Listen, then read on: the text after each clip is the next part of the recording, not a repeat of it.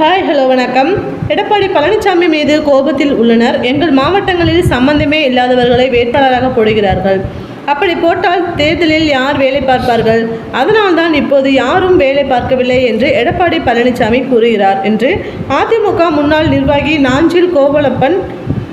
நாஞ்சி கோலப்பன் தெரிவித்துள்ளார். அதிமுகவில் லோக்சபா தேர்தல் முடிவுகளுக்கு பின் மீண்டும் உட்கட்சி மோதல் வெடிப்பதற்கான அறிகுறிகள் ஏற்பட தொடங்கியுள்ளன. அதிமுகவில் செங்கோட்டையன், எடப்பாடி பழனிசாமி இடையே மோதல் ஏற்படலாம் என்றும் செய்திகள் வருகின்றன. அந்த கட்சியில் லோக்சபா தேர்தல் முடிந்து என்ன நடக்கும் என்று அதிமுக முன்னாள் நிர்வாகி Nanjil Kolappan one India YouTube சேனலுக்கு பேட்டி அளித்துள்ளார்.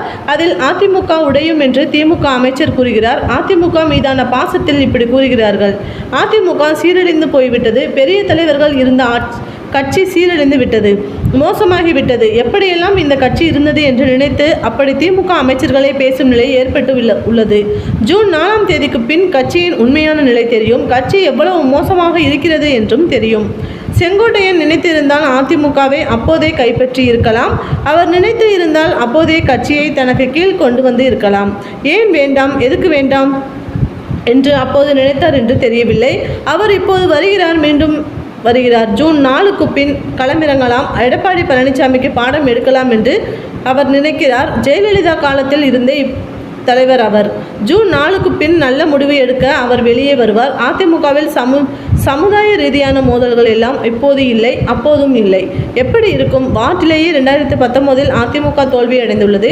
ஜாதி வாக்குகள் எடப்பாடி பழனிசாமிக்கு கிடைக்கவில்லை. 9 தோல்வி எடப்பாடி, தற்போது 10 தோல்வி எடப்பாடி ஆக போகிறார். இப்போது தொண்டர்கள் தொடங்கி கட்சியின் 2ஆம் கட்ட தலைவர்கள் வரை எல்லோரும் அப்செட் ஆகி உள்ளனர். எடப்பாடி பழனிசாமி மீது கோபத்தில் உள்ளனர். எங்கள் மாவட்டங்களில் சம்பந்தமே இல்லாதவர்களை வேட்பாளர்களாக போடுகிறார்கள். அப்படி போட்டால் தேர்தலில் யார் வேலை பார்ப்பார்கள்? அதனால்தான் இப்போது யாரும் வேலை பார்க்கவில்லை என்று எடப்பாடி பழனிசாமி கூறுகிறார். CV சண்முகம் எடப்பாடிக்கு லெட்டர் கூட எழுதினார். என்னுடைய பரிசீலனை இல்லாமல் வேட்பாளர்களை போட்டீங்க, அவரின் வெற்றி தோல்விக்கு நான் பொறுப்பல்ல என்றார். இப்போது நேற்று எடப்பாடி கோர்ட்டுக்கு ஆஜராகி சென்றிருந்தார். அவரை அழைத்து செல்ல எத்தனை தொண்டர்கள், மாவட்ட செயலாளர்கள் வந்தனர். தனியாக எடப்பாடி வந்தார். ஜெயலலிதாவிற்கு இப்படியெல்லாம் நடக்குமா சொல்லுங்கள்? தனியாக எடப்பாடியை அழைக்கக்கூட ஆட்கள் இல்லாத அளவிற்கு வந்தார். அதுதான் இப்போது எடப்பாடிக்கு இருக்கும் நிலைமை என்று அதிமுக முன்னாள் நிர்வாகி நாஞ்சில் கோலப்பன் தெரிவித்துள்ளார்.